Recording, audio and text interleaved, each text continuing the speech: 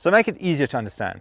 A trigger is basically a movement that you do before the bowler releases the ball so that you can move a lot freer.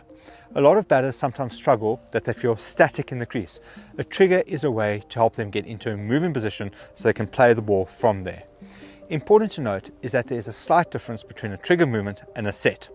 A trigger is the movement, a set is the final position you get into so that you're ready to face the ball. Whether you are standing still in your stance or triggering, the set position is the position that we need to get in order to play the ball to the best of our own ability. Moving along, it's now important to know what makes a good trigger movement.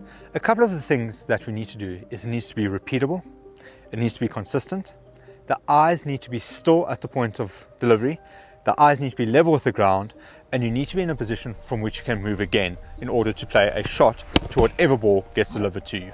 If any of these things are slightly out of sync, you could find yourself in a bit of trouble nicking off to a good ball.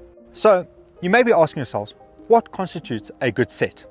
A good set is when you get into a position from which the knees are slightly bent so that we've got power to move around, the head is still, and the body is in a position from which to move, making sure that the hands are already in a position from which you can have a nice big natural swing that doesn't get inhibited by our body movements.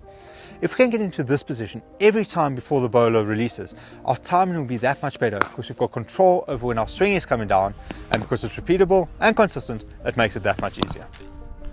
The third big one is where the head keeps moving or falls over in the trigger, so that we are not looking at the ball with our eyes level to the ground, and that at the point of release our head is still moving, making it seem as though the ball might be moving a bit more. This is important because you want to try and have full vision on the ball all the way down, and as soon as you go slightly off center or unlevel, it makes it that much more difficult to see the ball, which will be a challenge as a batter.